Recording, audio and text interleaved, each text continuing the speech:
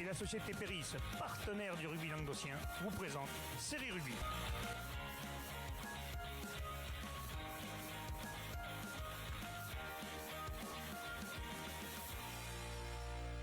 Salut tout le monde, bienvenue à Série Rugby pour votre émission du mercredi où on va vous donner avec les serial chroniqueurs que je vais vous présenter dans quelques instants les résultats du week-end dernier. Donc avec nous ce soir, monsieur Michel Cazorla. Salut Michel. Salut tout le monde, téléspectateurs et téléspectatrices et puis les amoureux du rugby. Et les amoureux du rugby, pour ceux qui ne connaissent pas Michel, c'est le seul et unique imitateur le plus rapide au monde de Joe Dassin. Je sais. Merci Michel. Avec nous également Bubu. Salut Bubu. Salut Joss. Comment ça va? Ouais, là je suis scié. On le serait à moins. T'étais pas prêt? Non, je m'attendais pas à ça. Ouais. Je croyais qu'on allait parler ballon, on parle chanson. Bon, ça se rejoint. Oui, ça se rejoint, surtout avec le rugby, hein, ça reste mentalité. Allez, on va attaquer les résultats. Donc, le week-end dernier avaient lieu les rencontres de la Régionale 3 Poule 1. Premier match RC Vauvert, RE Vendargue avec une victoire de Vauvert 36-10, Bubu. Ouais, 36-10 pour cette équipe gardoise qui continue de caracoler en tête de la poule en compagnie de Beaulieu. Ouais. Une équipe de Vendargue qui s'était déplacée à 16. Qui avait fait le choix de se déplacer à 16 pour ne pas faire forfait. Compliqué, Vendargue. Non, c'est surtout pour assurer la possibilité à son équipe B de jouer. D'accord. Donc ils avaient préféré faire un effectif limite en A et limite en B pour que les deux puissent jouer. Pour que les deux puissent jouer. Donc un match quand même qui s'est joué dans un très bon état d'esprit avec un très bon arbitrage de monsieur Grotti. Donc c'est bien de le signaler. De le signaler, puisque ces derniers temps, on sait que les arbitres se font un peu taper dessus. C'est compliqué comme tous les ans. Tous les week-ends. Et à chaque fois, nous, on est pour la défense des arbitres. Donc quand ils font bien leur travail, il faut les mettre en valeur. Et là, apparemment, en plus j'ai eu le résumé des deux équipes et les deux m'ont dit la même chose. Donc bravo à monsieur Grotti qui a permis de voir une belle rencontre sur malgré tout un terrain gras ce dimanche. Donc après un round d'observation d'à peu près 10 minutes, c'est Vauvert qui va mettre la main sur le ballon et qui va inscrire des essais plutôt d'avant dans un premier temps, notamment par le biais de leur seconde ligne Jotte dans un premier temps, puis par la charnière suite à un groupé pénétrant écroulé. Ouais. Il va y avoir une pénalité qu'ils vont jouer vite et qu'ils vont inscrire un second essai. Dans les 20 minutes suivantes de cette première période, Vauvert va peut-être vouloir aller jouer trop vite, des maladresses, voilà, manque de rigueur dans le dernier geste, et ils vont quand même inscrire un troisième essai entre avant et trois quarts, juste avant la mi-temps par leur Papex qui sera transformé par Sirvan. Ils mènent 19-0 à la pause. En deuxième mi-temps, bien que menés, les Vendargois ne vont pas fermer le jeu. Ouais, ils vont pas baisser les bras. Ils vont continuer à se donner. Ils vont quand même prendre un essai assez rapidement par l'ailier Gély. Puis un autre de... il m'a perturbé là avec son tinkling. Dimiglio, voilà. Ça, c'est sur un groupé pénétrant. Vendargue va être enfin récompensé grâce à, après un très beau mouvement. C'est Aranda qui va inscrire un essai donc pour sauver l'honneur côté Vendargue. Même si Vauvert va répondre par un essai d'Acampora, encore sur un groupé pénétrant, la force du paquet d'avant gardoise. Et finalement, le mot de la fin, ce sera pour Vendargue qui va inscrire donc un second essai par Comte qui va porter ce score à 36-10 dans cette belle rencontre. Même si Vendargue a joué la fin du match à 14, ils vont réussir donc à inscrire ces deux beaux essais. Donc bravo à eux d'avoir ce déplacement à 16. Et puis surtout Vendargue qui se déplace à 16 ans. Alors l'abbé qui est allé... Surtout quand on voit le classement, quoi. Ouais. Alors Vendargue cette année, comparé à la saison dernière, Michel, toi t'es pas venu souvent, mais je sais que tu as suivi d'un œil un peu extérieur. Ils sont un peu en reconstruction, parce qu'il y a pas mal de gens par rapport à l'an dernier, qu'il y a de joueurs qui ont arrêté ou qui sont partis. Donc ils sont un peu en reconstruction, mais ils ont quand même fait des belles perfs cette année. Là, l'AB, elle s'est déplacée à 14. Malheureusement, à 14 à Bédarieux. On sait que Bédarieux, c'est solide. En plus, c'est Régional 2. Ils ont pris une belle valise 80 à 13. Mais bon, ils n'ont pas fait forfait. Donc, le principal n'était pas sur le résultat, c'était d'assurer le déplacement. C'est ça. Ok. Deuxième match, Marguerite RC contre le RST Beaucaire-Tarascon. Michel. Eh bien, Marguerite est restée maître sur son terrain. Hein. Ils ont pris rapidement le score avec un essai d'Emilien Catrucci, après une touche à 20 mètres de la ligne, un groupe pénétrant. Ensuite, il est venu un essai de Lapache. Indien. Ouais. Adrien Fage, on l'appelle Lapache. J'imagine, c'est parce qu'il doit avoir une chevelure un peu comme la mienne, quoi, on va dire. Et ensuite, une action de notre quart par Eddy Gouvernet. Avant la mi-temps, réduction du score par Beaucaire par un essai et une pénalité. Ouais. Et voilà, puis retour à la mi-temps par un essai d'avant terminé par le Raphaël Rivas, le capitaine, puis un essai de l'arrière Nathan Ardit. Voilà, la fin du match sera marquée par une petite générale. Bon, ça c'est parce qu'il faisait froid quand même. Il faisait froid, il y avait besoin de se réchauffer un petit peu. Voilà, puis à noter la réussite du buteur de Marguerite qui a fait 100% quand même, Baptiste Luigi, donc bravo à lui. Et puis ça conforte. Marguerite est sur une bonne dynamique. Une bonne dynamique, hein, donc du coup ça leur fait. 100%, c'est un exploit. 100%. J'ai vu le noter. Ouais, donc si jamais il nous regarde, il faudra qu'il nous envoie un petit message pour nous expliquer pourquoi ce serait un exploit. Ça serait intéressant de le savoir. Mais bon, donc du coup. Entre les perches, apparemment. C'est bien. Ah bah après ça arrive, hein. Il y a des jours avec, des jours sans. Mais bon. Donc Marguerite repart avec le bonus, valide sa victoire avec un bonus offensif. Valide sa victoire, se conforte sa 3e place, donc voilà. Ils sont à 4-7 points. À 7 points du premier, sur le classement. Vu que les 4 premiers se qualifient pour l'Occitanie, on va le voir après, ça. Van Darg est à quand même 17 points. Oui, là, les 3 premiers sont clairement détachés. Ouais. Donc, 3e match, le stade Huchaudois ARC contre le RC Roquemort Bubu. Ouais, alors victoire 62-12, mais c'est un match qui s'est joué en infériorité, en effectif incomplet. Du côté de Roquemort, on le sait cette année, ils ont déjà fait un forfait. Ils essayent d'assurer. Ça a l'air compliqué pour beaucoup de clubs, apparemment. Ouais, Roquemort, ça fait quelques années. Et là, ils se sont déplacés à 14. Donc, sans jouer, ils avaient déjà perdu 25-0. Ils ont quand même joué 10 essais à 2 pour Huchot. Huchot qui se relance cette année, qui a fait quelques belles perfs. Il reste au contact de Van Darg. Donc, comme tu disais, au classement, déjà, Vauvert a profité du week-end de repos forcé pour Beaulieu pour s'emparer de la première place. Ouais. Et Marguerite reste au contact de ce trio de tête. Derrière, après, c'est plutôt serré entre Van Darg, Huchot et Saint-Quentin-la-Poterie. Et Beaucaire et Roquemort sont bien détachés déjà. Ouais, ils sont loin devant. Hein. Donc au niveau du classement, on le voit.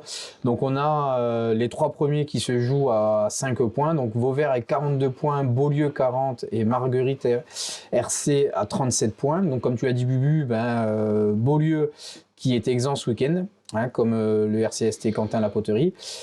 Ensuite, on a ex-aequo Van Darg et le stade Huchaudois avec 20 points. Et après, Saint-Quentin-la-Poterie avec 15 points. Et après, Beaucaire-Tarascon 6 points. Et Roquemort, comme tu l'as dit, dans le dur. Ouais, ils ont fait un forfait. Donc, ils n'ont pas encore gagné. L'année dernière, ils avaient réussi à gagner un match sur la fin.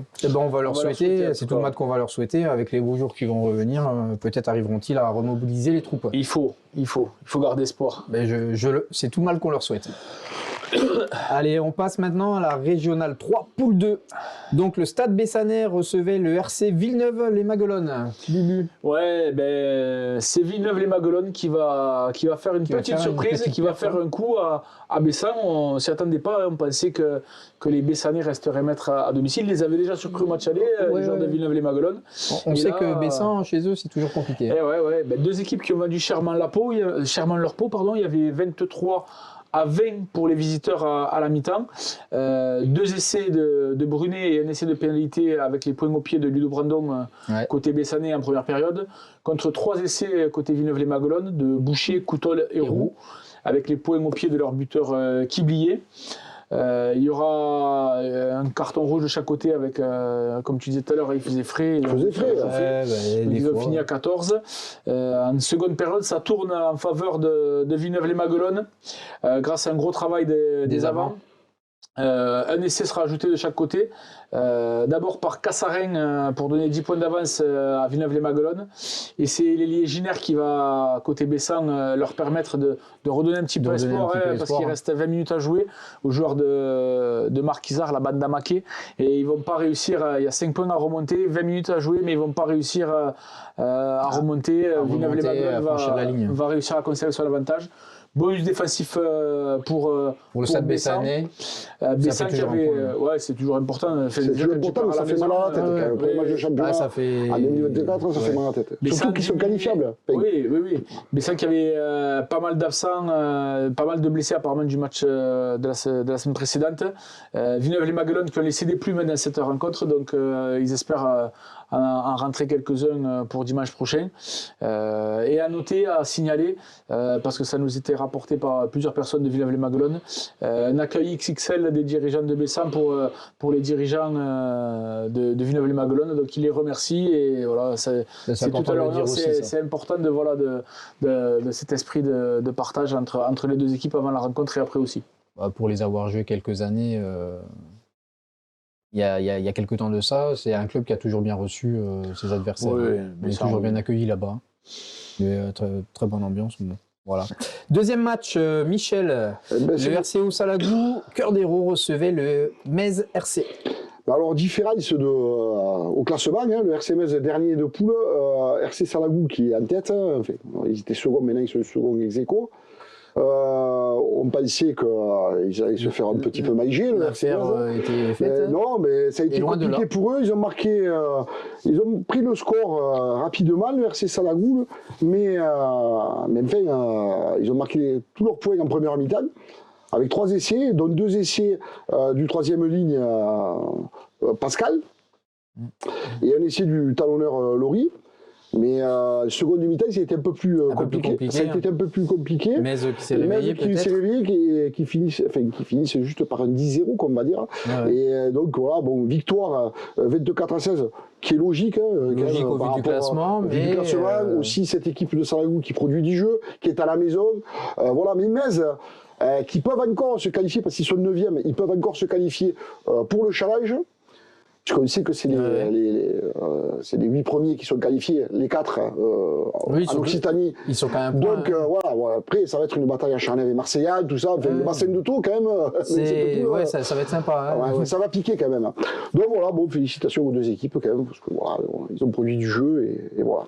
Et bravo à Metz. Bravo à Metz quand même. Pour ce match, quand même. Faut dire, c'est une défaite, mais qui n'est pas inintéressante. Voilà. Ça va, je pense, leur donner de quoi travailler pour les matchs à suivre. Mais bon, voilà, ils ont privé le bonus offensif au Salagou quand même. Ça risque de compter. Et c'est dommage pour eux parce qu'une pénalité de plus, ils avaient le bonus défensif, par exemple. Et ils remontaient ex-aequo à la 8e. Ok, troisième match, Bubu. RC La Grande Motte contre le RC Frontignan. Victoire des Sharks de la Grande Motte, 21-16. Un match très équilibré entre ces deux équipes avec beaucoup d'intention.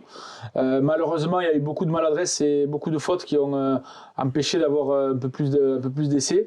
À la mi-temps, c'est Frontignan qui mène 9-8 grâce à la botte d'Andrea Carreno, qui a répondu à la batte et à un essai du toujours jeune Elie Basic. À la seconde période, les Sharks vont réussir à inscrire un second essai. Cette fois-ci, c'est Ducrest qui va marquer et le pied de la batte fera gonfler le score donc jusqu'à 21. La Grande Motte aurait peut-être pu, c'est le match par de nombreuses occasions. Ils ont réussi à rentrer dans les 22 de Frontignan sans toutefois réussir à concrétiser. Et c'est finalement Frontignan qui va inscrire un essai en fin de match par Beau, qui va mettre la pression à la Grande Motte, mais qui ne va pas réussir à rentrer, à se rapprocher ou à passer devant.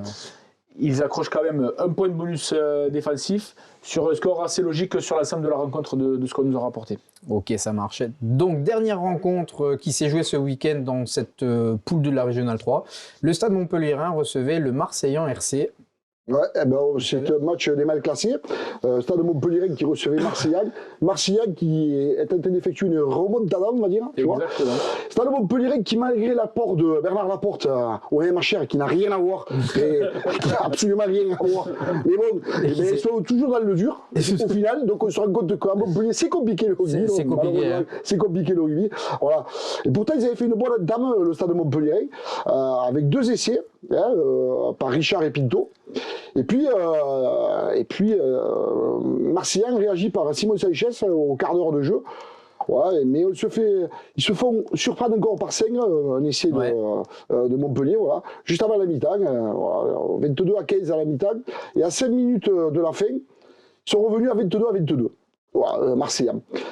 Ils prennent une pénalité, 15 mètres face au bar, que Montpellier transforme, mais...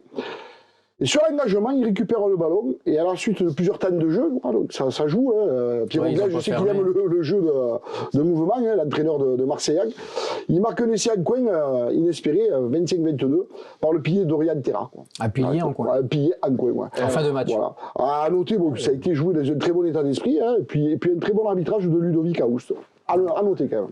Okay. Donc Marseillais, confirme son regain de forme. Ouais. Et pour l'instant, ils sont qualifiables pour le challenge. Ça marche. Donc le Stade Montpellier qui accroche quand même un bonus défensif qui repart. Voilà, tout à fait. Non. Ok. Était exempt ce week-end donc le Cruzy Saint-Chinian 40. Ils sont allés à la chasse. Ils sont allés à la chasse. Ça m'étonne de ce club. C'est bizarre. Hein, c'est étonnant. Oui, les belles photos, tout ça. Ouais, on a vu. En tout cas, merci. Et donc au classement de cette poule 2, la régionale 3, on voit 2 ex-aequo. La première place, donc Cruzy Saint-Chinian 40 et le RCO Salagou, cœur d'héros avec 36 points. À 4 longueurs, le RC Frontignan. À 31 points, juste derrière en 4e, Villeneuve-les-Maguelones. Le RC La Grande Motte à 27 points. Donc là, entre le 3e et le 5e, ça peut être intéressant. Le Stade Bessani, ça va. À 25 points qui est derrière. Hein. C'est dommage pour eux qu'ils aient perdu ce dimanche, le Stade Bessani. Mais bon. Ça fait partie du. Peut-être ça fait partie du jeu. Voilà, c'est peut-être un mal pour un bien. Ça va peut-être les relancer. Du jeu. Ça fait partie du jeu. Ça fait partie du jeu. Il faut le remettre dans le mur. Voilà. dans le mour. Et donc à la 7e place, le Stade Montpellier à 14 points, Marseillan à 13 points et le RC Metz à 12 points. 12 points, c'est ça. Et donc du coup, Metz, du coup, ça va batailler tous les dimanches. Ça va batailler, hein, les trois là. Ils avaient bien commencé, mais là, ils sont dans une spirale un peu négative quand même. Hein. Ils sont un peu dans le creux là. Hein. Ok, ça marche. On va passer donc à la régionale 3, poule 3. Donc Bubu, premier match, premier résumé, le CO Toche-Corbière qui recevait Bompas-Pia Villelongue. Ouais, victoire des Sangliers de Tuchan 36 à 15 avec malgré tout une belle entame des Catalans de Bompas-Pia Villelongue, mais une grosse défense. Grosse défense des locaux. Seulement, ils sont surpris par une pénalité, ils prennent 3 points. Du coup, Tuchan revient avec d'autres intentions, des beaux mouvements d'envergure. Ils vont inscrire 2 essais en bout de ligne par Com, puis un 3e essai de Groyer pour mener 22-3 à la pause. Donc ils se sont fait surprendre, mais quand même ils ont bien... ils avaient assuré assez l'essentiel au citron.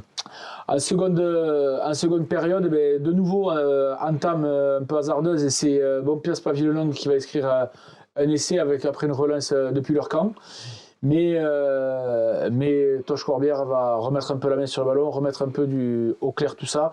La Mouroux va inscrire un essai, puis 2 essais de leur numéro 8 Manchon. Pour monter le score à 36 à 10.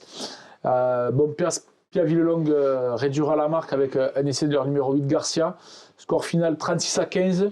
Une belle victoire bonifiée pour Toche, les joueurs de Toche-Corbière. Qui leur permet de remonter, on le verra pro classement, ils remontent, ils sont ex-aequo du coup avec Bompas. Un jeu collectif bien huilé et les jeunes des 3 quarts qui permettent de finir le travail. Donc ça fait 5 points de plus et c'est très important au classement comme tu le dis. On le verra après parce que de la 2e à la 6e place, ça va batailler. Ah oui, là, cette poule, elle est encore plus serrée. Celle-là, elle est sympa. Donc, 2e match, Michel, le Haut-Val-Espire qui recevait le RA Cerdagne-Capcir.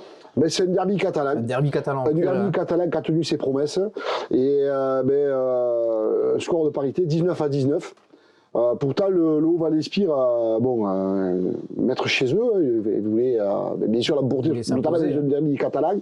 Après, le RAC, ils voulaient se remettre en tête à l'endroit après leur déplacement à Limoux, et donc ils voulaient un peu se refaire la cerise. Et bon, vous avez pris le match par le bon bout, en tout cas. Ils avaient pris le match par le bon bout. Alors, le Haut Val-d'Espire a pris le match par le bon bout avec un essai à 10e minute d'Alban à Lyon. Et puis ensuite, petit à petit, avant la mi-temps, le RAC est revenu d'abord par une pénalité, une autre pénalité, puis un essai juste avant la mi-temps. Et donc, il tourne à la mi-temps à 16-7. 16-7, voilà. Et puis après, une autre pénalité pour le Haut Val-d'Espire. Et puis, à la 79e minute, une pénalité sur un mot effondré, près de... Ils mettent un essai d'abord. Ils mettent un essai d'abord. Ils reviennent à 12 à 19. Ils reviennent à 12 à 19. Et c'est à la dernière minute qui marque cet essai de pénalité. Ouais, tout à fait. Ouais. Sur le moelle effondré, donc 19-19 dans une partie un peu hachée où le RAC a failli faire le hold-up parfait à l'extérieur et le Haut Val-d'Espire qui a loupé quelques essais tout faits. À noter quand même que le second de ligne, celui qui a marqué l'essai pour le Haut Val-d'Espire, à Lyon, il y a une suspicion de fracture à une cheville. Bon, on ne sait pas comment il va. J'ai pas eu plus de nouvelles. On ne sait pas comment il va, on espère qu'il va bien. En espérant, oui, pour lui. lui. On lui souhaite un bon rétablissement. Voilà. Et surtout, pareil, comme tout à l'heure, je ne sais plus quel match j'ai dit, Bessan. Les joueurs de Cerdan Capcir et les encadrants disaient un grand merci à l'entente du Haut Val-d'Espire pour la réception. Avec un repas chaud après le match, c'est que là-haut ça compte. En connaissance de cause, on image bien pays catalan. Bubu, on a fait quelques repas, il semble. Il m'envoie des photos chaque fois qu'il va au match. Il m'envoie des photos du plat qu'il mange. Alors pour ceux qui ne le savent pas, qui nous regardent, on peut le voir à la caméra. Bubu est chroniqueur ce soir, vous le voyez derrière les caméras au micro souvent, mais sachez aussi qu'une fois que les caméras s'éteignent, chez nous on l'appelle le serial closer. Comprendront ceux qui voudront. Je me suis calmé. Ça marche. Donc, troisième rencontre, Bubu. Le RC Limoux Rugby 15 recevait les Corbières-Maritimes. Ouais, Corbières qui est venu juste à 16 joueurs. Un effectif réduit, donc compliqué. On le sait, cette saison, c'est compliqué pour eux. Et là, ils ont subi la loi de Limoux, 52-7, 7 essais à 1. C'était pas grand chose à dire malheureusement. Corbières-Maritimes cette année c'est compliqué pour eux. Limoux qui n'ont pas pu jouer sur leur stade de l'Aiguille, donc ils ont joué sur un autre terrain de Limoux qui était très gras pour pas dire plus. Donc beaucoup de fautes de main. En même temps c'était le début du carnaval, hein, ça aurait dû les aider. Ils ont quand même pris le bonus offensif qui est quand même le minimum pour Limoux, on le sait, en haut de classement. Match qu'ils ont arrêté 5-6 minutes avant la fin de la rencontre d'un commun accord avec l'arbitre et les deux capitaines pour préserver les joueurs. Donc préserver les joueurs entre les conditions du terrain et que le score était déjà fait, ça ne servait à rien d'aller un peu plus loin. 52-7 bonus offensif pour Limoux qui conserve la tête de la poule. Ça marche. Donc du coup était exempté ce week-end Cabestany Olympique et le RC Ponteilla. Voilà. Au classement, donc comme tu viens de le dire Bubu, Limoux caracole seul en tête avec 36 points. Et comme on l'a dit au début du résumé, on a Ponteilla, Bonpass, Toche-Corbière, Capcir-Cerdagne et le Haut Val-d'Espire qui se tiennent à 3 points. Là, ça va être bien. Là, il y a jusqu'au bout, la deuxième partie de saison va être intéressante. Pour 3 qualifiés en Occitanie. Et donc, ferme la marche, Cabestany Olympique avec 12 points et Corbière avec 2 points. Qui sera qualifié pour le challenge Corbière. Donc voilà. Allez, on enchaîne. Régional Poule 4. Bubu, l'AS Canet recevait l'US Nissan Colombier. Et là, match nul, 27 partout à Isidore Montardier à Canet. Un match de haut niveau de Régional 3. Alors, les deux équipes qui bénéficient qui ont pu avoir l'apport de joueurs, alors certains pour Canet des anciens joueurs de Fleury, pour Nissan Colombier des anciens joueurs de l'ABB. En tout cas, ça a donné lieu à une superbe empoignade entre ces deux équipes. Et c'est notamment Nissan Colombier qui est mieux mieux rentrer dans cette rencontre, qui va mener 13-0 au bout de 12 minutes avec un essai de Ortiz et les points au pied de leur buteur Mourad. Ouais. Après, Canet va se ressaisir, va reprendre la maîtrise du ballon, va marquer un bel essai par Sens à la 22e minute pour recoller un petit peu, 13-5. Les deux buteurs qui ont été très en réussite, il n'y a eu qu'un échec pour les deux. Il me semble que, comment il s'appelle, Barrieras va prendre un poteau côté Canet et Moura va en manquer une. La dernière, malheureusement, celle qui aurait pu permettre à Nissan de l'emporter. Mais sinon, ils ont refait un match parfait au pied. Le jeu qui s'équilibre, 16-14 à la mi-temps pour Nissan Colombier. En seconde période, les équipes qui vont se rendre coup pour coup. 17-22. Canet arrive à faire craquer la défense de Nissan. 24-22 pour repasser devant. Puis une pénalité de plus. 27-22 pour Canet. Et puis Nissan qui va marquer un essai à la fin pour donner ce match nul, un essai de Mané, un match avec une très grosse intensité. Du début à la fin. Je vais résumer des deux équipes, plus le résumé de l'Endep, donc je pense qu'on a bien cerné le match.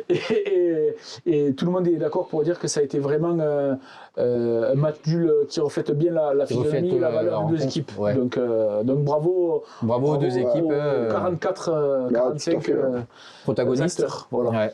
Ça marche, ouais, c'est plaisant, c'est cool d'entendre des retours comme ça. Bien sûr. Deuxième match, Michel, le bassin sud minervois recevait Racing Clap-le-Plage, Armissan. Ben ouais, alors déjà, le score sans appel, 50-10, à la mi-temps 43-0, mais il faut noter quand même que Armissan s'est déplacé à, je crois qu'ils étaient 16, 16, ça fait pas mal de temps qu'ils ont des difficultés, mais tous les dimanches ils y sont.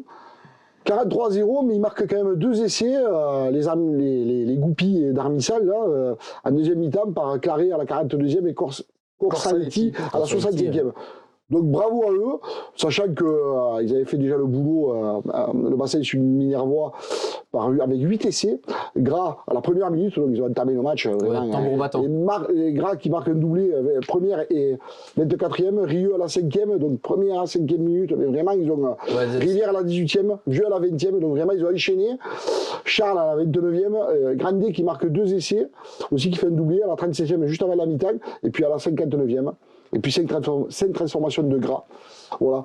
Donc score, ça s'appelle 50-10. Ouais, 43-0 à la mi-temps. 43-0. Ça fait 10-7 pour ça fait 10-7 pour Armissan qui remporte cette deuxième période. Ils ont certainement levé le pied, mais quand même, ils n'ont pas lâché, ces Armissanais. Et c'est pas évident. Quand tu en prends 43 dans la musette, il faut revenir après les citrons, il faut revenir. Voilà. Donc, félicitations. Surtout quand t'as pas de remplaçant. Donc bravo à eux quand même. Non, franchement, c'est chouette. C'est chouette, ouais. Du coup, dernière rencontre, le Cône RC15 recevait l'ES Vinassan, Bubu. Ouais, et c'est Vinassan, l'étoile sportive vinassanaise, qui va faire un coup à Cône. Vinassan aussi qui a récupéré pareil quelques joueurs de Fleury-Saint-Coursan. Un premier quart d'heure à l'avantage justement des visiteurs, où ils prennent le dessus dans le jeu en alternant bien entre les avants et les trois quarts. De la Fuente passe une pénalité, je crois, et Artaud un essai. Ça leur permet de prendre le large un petit peu avec Artaud. Ouais. Oui, non, il a fini la voile.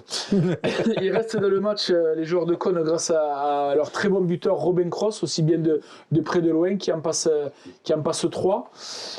Juste avant la mi-temps, Cône reprend un peu le dessus.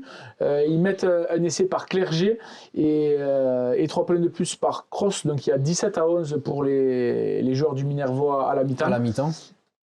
En seconde période, ils accentuent leur avance, les joueurs de Cône Minervois, avec un essai d'Asensio et toujours les points au pied de Cross. Ils mènent 27-17 à peu près à l'heure de jeu. À la 60e. Et finalement, Vinassan, en fin de rencontre, qui va réussir sur les 20 dernières minutes, renverser. Alors Cône n'était que 19. Forcément, Vinassan, avec en plus des joueurs d'expérience qu'ils ont récupérés, dans les 20 dernières minutes, ils ont réussi à les faire craquer.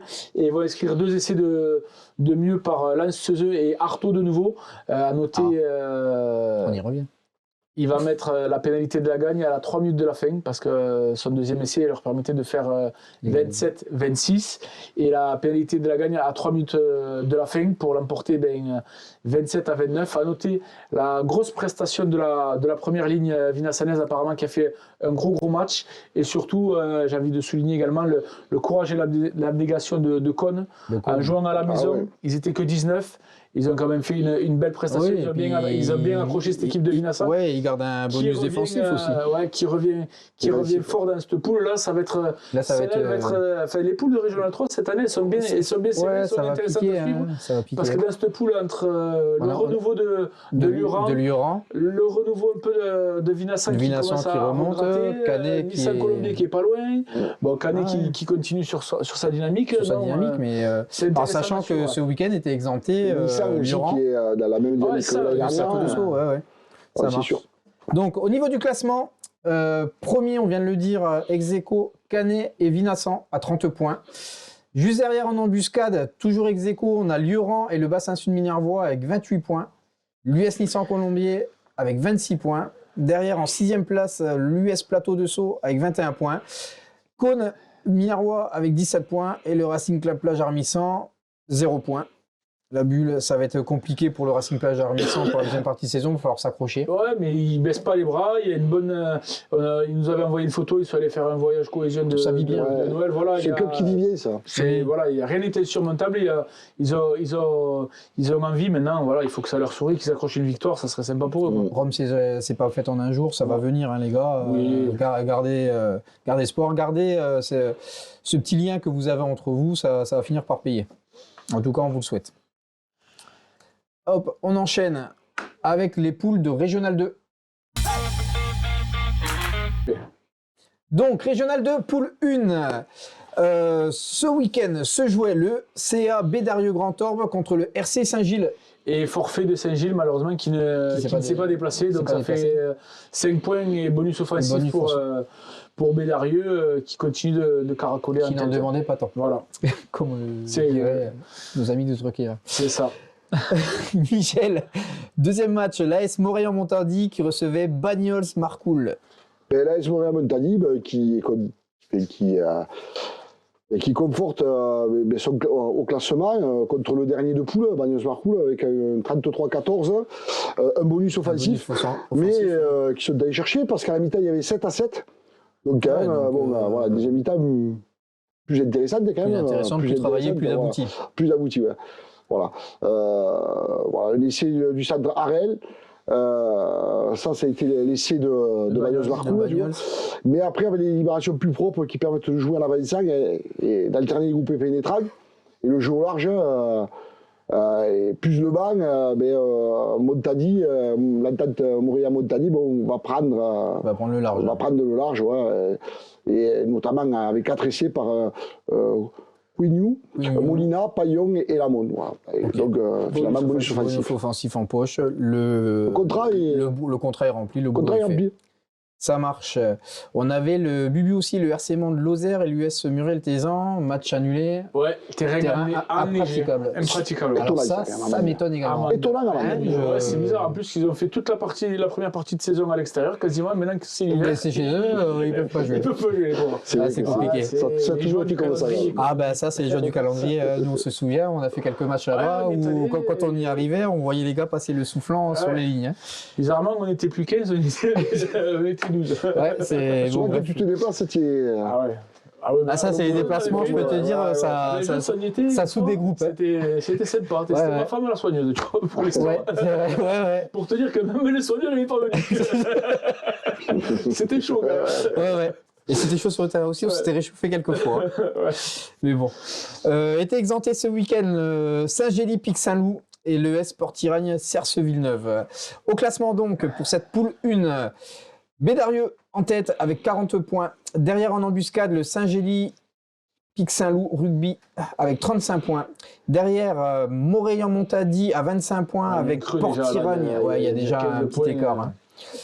Ouais, il y a déjà On 10 sait points qu'il y entre a le deuxième et le Bédarieux troisième. et Pixelou, et puis ensuite Qui c'est sont derrière. dessus. Après, Pixelou n'a pas joué, donc ils ont un match à moins. Ouais, Mais, Pixelou et Port-Iragne n'ont pas joué. Alors, sachant que Pixelou a 5 points à 5 encablures de Bédarieux et Port-Iragne a 2 points de Montréal. Quand tout le monde va se retrouver avec le même nombre de matchs. Moi, je pense qu'il y a entre Montréal, Port-Iragne, Man et Murviel pour les autres places qualificatives. Oui, ça, c'est et avec pas joué encore. voilà. Non, et c'est j'allais pas y joué. venir avec Mende et Murviel qui n'ont pas joué Bien ce sûr, week-end. bien sûr. Malheureusement, pour le RC Saint-Gilles et Bagnols, Oui, mais après, normalement, ils seront en challenge. Ils seront en challenge. Grâce à ces poules de 8. de 8. Voilà. Hein, c'est pas mal. Ouais. Ah, Alors mal après, pour je eux. sais pas comment ils vont s'organiser. Est-ce qu'ils vont garder le même nombre de qualifiés par poule, même si c'est pas le nombre. On verra ça en temps et en heure En temps et en quand heure, on ensuite, recevra Les infos, Voilà. le message est passé. Ouais. Ça c'est fait. Allez. Donc, on enchaîne avec la poule 2. Ce week-end, donc, se jouait le piège Lauragais-Malperquin qui recevait l'Union catalane avec Bubu. Un score. Ouais, un gros score. Un gros score, PLM 78 à 31, 12 essais. 5 Un en bonus première offensif, mi-temps. sûrement. Ouais, un bonus offensif. 5 en première mi-temps, 7 en seconde. L'Union catalane qui s'était dépassée qu'à 19. Donc là aussi, quand même, bravo à eux. Bravo à eux, ouais. Parce qu'à 19, ils ont quand même réussi à leur en passer 5. Donc, il va peut-être falloir revoir quelque chose côté PLM au niveau de la défense. Mais bon, ils ont réussi quand même, PLM, à réagir, on va dire, aux propos. On avait eu la semaine dernière, on était allé voir Côte Rocheuse PLM, et notamment leur entraîneur Philippe Guichert qui avait dit voilà, si on ne met pas les ingrédients, c'est sûr qu'on ne peut pas gagner. Bon, ils avaient quand même gagné, mais ça a été compliqué. Là, déjà, sur la première mi-temps, ils ont rectifié le tir. Ils avaient inscrit déjà 5 essais. C'est plutôt en seconde période que l'Union catalane a réussi à inscrire ses essais. Donc, peut-être un petit relâchement, peut-être turnover, tout ça. Mais bon, il va falloir bien resserrer les boulons parce qu'on ne sait jamais. Belle victoire avec le bonus offensif pour PLM qui je continue. pense que le principal était là. Mias. Oui, voilà, c'est ça. Ça marche. Deuxième rencontre, donc Michel, le RC Alaric, recevait Olonzac. Ah ouais, deux équipes qui sont proches au classement, donc pour la qualif. C'est un match qui a été difficile. Qui a été difficile. Je vais y arriver. Je ne sais pas si tu étais en train de faire l'imitation de Jodassin ou non, mais Parce que c'était vrai. je ne savais plus si je faisais Jodassin. Non, ça a été. Voilà, il y a eu beaucoup de fautes de main. Ouais, il y a beaucoup de fautes de main de part et d'autre. Et bon, les ballons qui ne s'écartaient pas. Et puis, bon, à la 30e minute, finalement, c'est Alaric qui va marquer un essai par Samine. Et après, une pénalité aussi. Et ils vont tourner à la mi-temps à 10-3. On voit les images. Là, il y a en avant. Il y en a en avant. Un peu, là. Ouais, donc du coup, Olonzac qui est un peu dans le dur en ce moment, j'ai l'impression. Hein. Il mange un peu. Alors, j'ai eu Bruno au téléphone, il disait que cette année, il mangeait un peu leur peine noire, mais bon, ils sont capables d'accrocher, mais c'est peut-être sur la durée où ils ont peut-être du mal à rester constants sur les 80 minutes du match, quoi. Après, ils ont été dans le coup pendant toute la partie. Il y a eu un essai de Barthes à la 62e et un essai pour Alaric à la dernière minute, à la 80e. Donc, ça fait gonfler le score. Mais Olonzac est revenu à la 67e par un essai de Gras. Une pénalité à la 38e, ça c'est juste avant la mi-temps. Et à la 41e, il marque une pénalité aussi. Donc ils étaient quand même ils étaient pas loin, ils étaient pas loin. Voilà, mais bon, victoire logique d'Alaric à la maison. Voilà, donc, mais Olonzac, attention s'ils veulent se qualifier. Ok.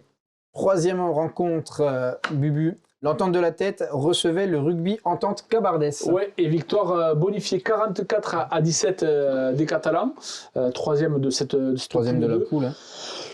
Qui attaque bien la rencontre avec une pénalité dès la 10e minute. Après, il y a un petit carton. Alors, j'ai pas reçu toutes les infos, malheureusement. Donc, je vous fais avec ce que j'ai. Il y aura eu sur cette première mi-temps, 3 cartons rouges. Alors, je pense que le premier, c'est peut-être sur un plaquage où ou un jeu déloyal. Et par contre, un peu plus tard dans la mi-temps, il y a eu un rouge de chaque côté, donc je pense que là, ils se sont peut-être un peu réchauffés. Mais j'ai pas eu les infos, donc si jamais vous nous confirmerez, les copains de l'Entente de la Tête et du Cabardès. En tout cas, à la mi-temps, l'Entente de la Tête menait 24-3 après 3 essais de Langar, Fontanel et Goncalves avec les points au pied de Casellas. En seconde période, ils repartent sur une pénalité avec Venosino. Ils vont inscrire des essais de plus par Vidal et par David Venosino également, qui est le second buteur, qui a passé les points au pied. Tandis que côté Cabardès, eh bien, on va réussir à déflorer la marque avec un essai de Buscaï et de Sicard à la 73e. Donc victoire bonifiée 44-17 pour les Catalans de la Tête. Il va leur faire du bien. Ouais. Dernière rencontre du week-end, Michel, l'US Millas recevait Ouveillan, Cuxac, Salel. Ouais, alors bon, Ouveillan qui se déplaçait au lycée après la perte de Cédric Rosalène, on sait que c'est l'enfant du village d'Ouveillan.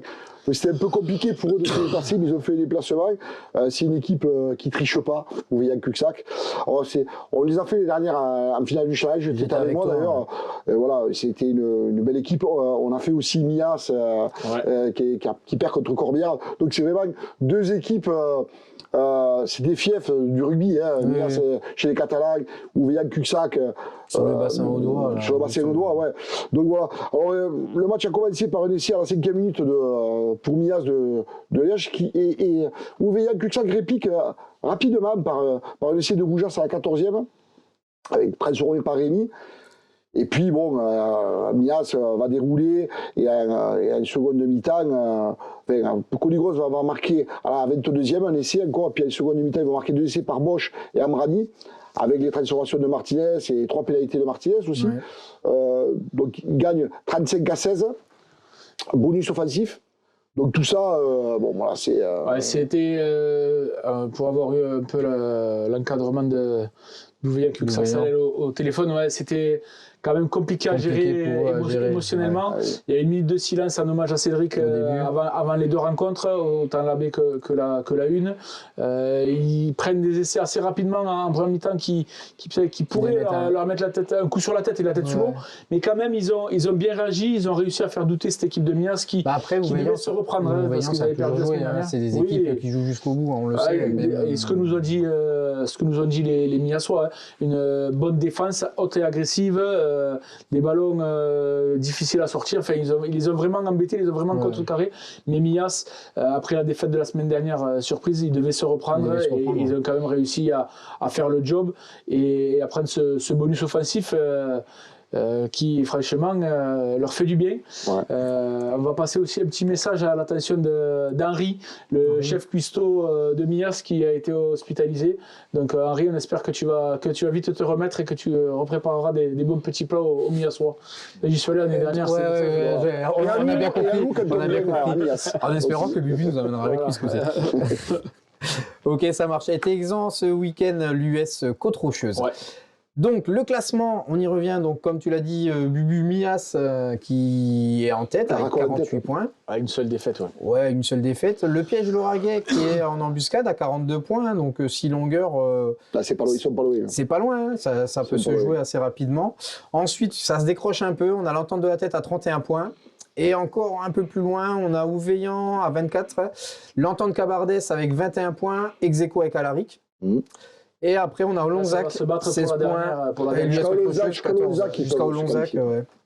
Donc l'US Côte-Rocheuse 14 et l'Union Catalague 11 points. Donc là aussi, les deux ça va se jouer, enfin les trois, 7, 8, 9.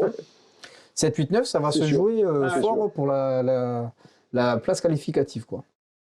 Ok, on enchaîne avec la Régionale 1. Régionale 1 donc, avec ce week-end le RC Uzès qui devait jouer Corbière 15. Ouais, mais le match a été remis bien sûr suite au décès de l'entraîneur de Corbière, de Cédric. Donc forcément, voilà, ce match ne s'est pas joué. Et donc il n'y a eu que Plage d'Orbe qui recevait Moguio Carnon. Et une belle victoire des Plages d'Orbe 42 à 27. 27. Avec Des une jolis victoire matchs également là de aussi. la baie, il me semble 12 à 5 face à Modo Cardon. Et l'équipe première qui a réalisé une belle première mi-temps sérieuse, tant dans l'investissement que dans le jeu, qui menait 31 à 10 à la mi-temps, ouais, grâce au triplé de son talonneur Thomas Cabane et un essai de Marouze. Au retour des vestiaires, c'est Mogio qui va revenir, qui va réussir à remonter un peu le score. Il va inscrire 2 essais de Pellecuer et Labadie et les points au pied de leur buteur Papa.